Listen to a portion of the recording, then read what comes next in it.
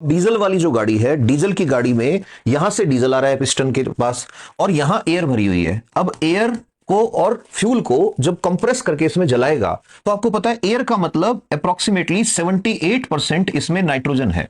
अब जब ये जलेगा तो डीजल इंजन बहुत सारा पॉल्यूशन करेगा NOx का, नाइट्रोजन के ऑक्साइड का। इनसे स्मोक बनता है, इन्हीं की वजह से हवा में जलन होती है, आंखों के अंदर जलन होती है, बहुत सारी बीमारियां इससे होती हैं।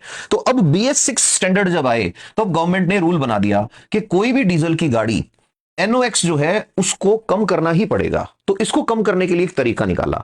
तरीका क्या निकाला कि 32.5 ग्राम यूरिया लो और 100 ग्राम पानी में इसको घोल दो।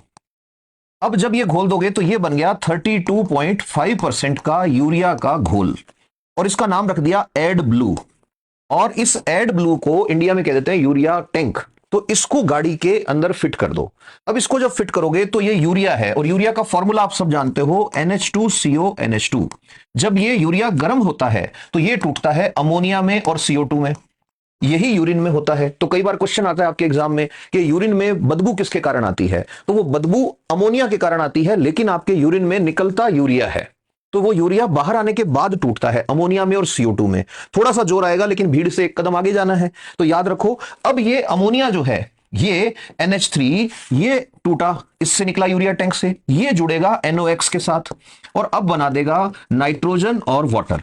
अब आप जानते हो नाइट्रोजन जो है वो तो एटमॉस्फेयर में है ही, तो 90% तक पॉल्यूशन कम हो गया अगर आपने यूरिया का टैंक BS6 डीजल व्हीकल के साथ लगा दिया तो।